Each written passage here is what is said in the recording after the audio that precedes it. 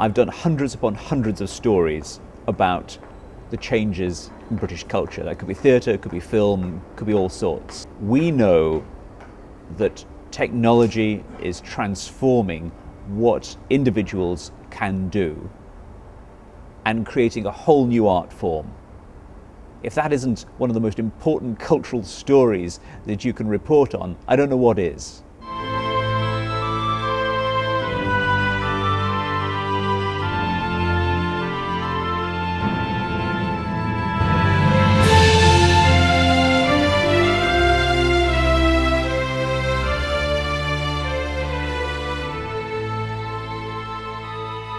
I've been involved in making fan films for almost 15 years, and I thought it was about time to think, well, why have I been involved with it? And why are other people involved with it? And why are people watching it? What's it all about? And why is the media so interested? I thought the best way to find out was to become here to Tilmanstone, where we made our first film, Geriatric Park. In fact, this road is where our journey to Geriatric Park began, and our journey into fan films began. Right, lovies, here we go.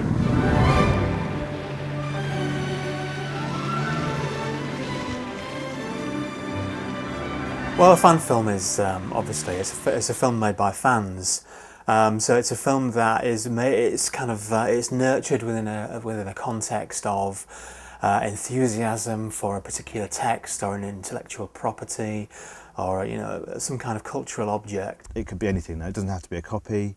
It doesn't have to be original, and it can be short or long, just a sketch or anything. And it's outside of the industry, so it doesn't have the kind of wherewithal, the means of production. It doesn't have the budget and so on.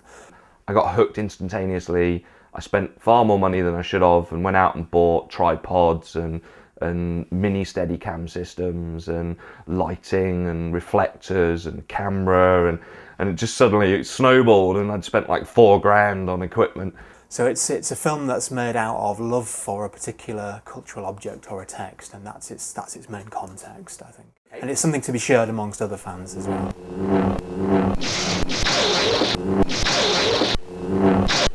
Well, I think what's interesting about fandom is that once upon a time, I think being a fan was something that was frowned upon. It was seen as something that actually was quite, you were quite disturbed or unhealthy. There was something pathological about being a fan. Yeah, some people who make fan films are geeks.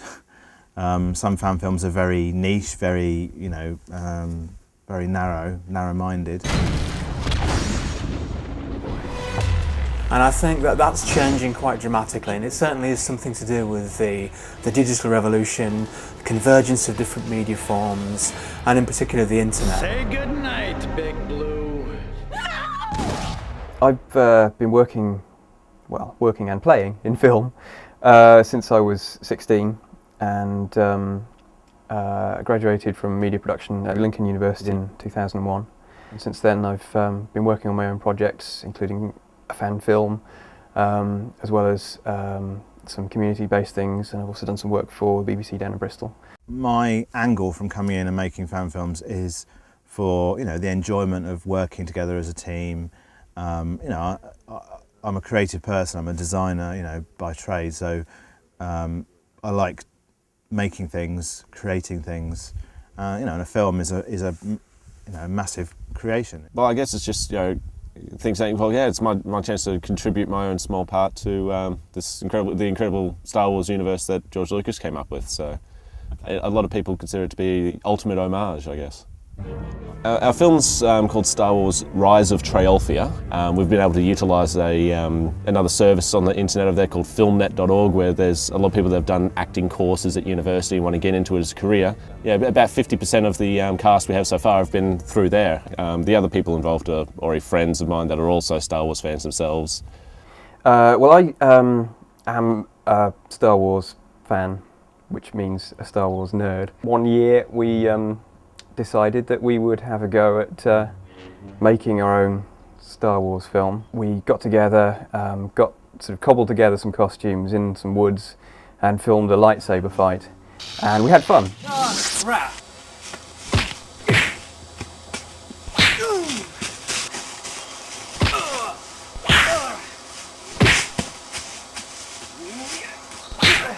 With my film, it was basically a team of 3 of us, and we were working weekends whenever we had a free moment.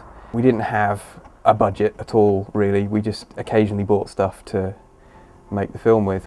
Well, this is where my filmmaking journey began, here in my backyard, which is where the name of our company came from, Backyard Productions.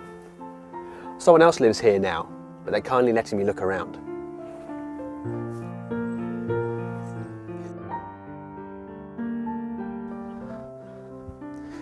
Of course, this is where Mark and I did our notorious fight scene. I threw him into the shed over there.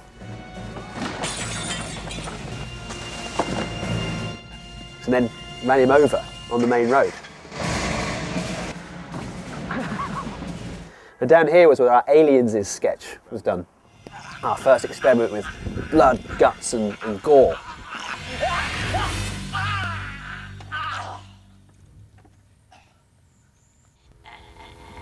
No pudding then. What's really special was the garage here was used in our first scene for Geriatric Park. In fact, I managed to get some stills from the making of that film. And you can just see back then in 1993 where we were making our very first scene. Jerry, all right?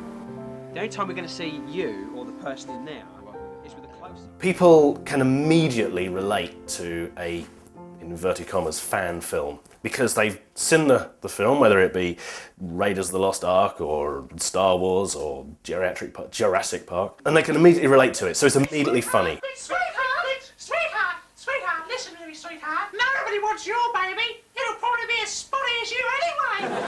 Yeah? Well, we'll see, won't we? Sweetheart! Everybody likes something good going on. Everybody likes the "and finally" bit at the end of News at 10, for example. If there's a film you really love, you might watch it regularly, maybe even have a favourite scene or a line of dialogue, perhaps.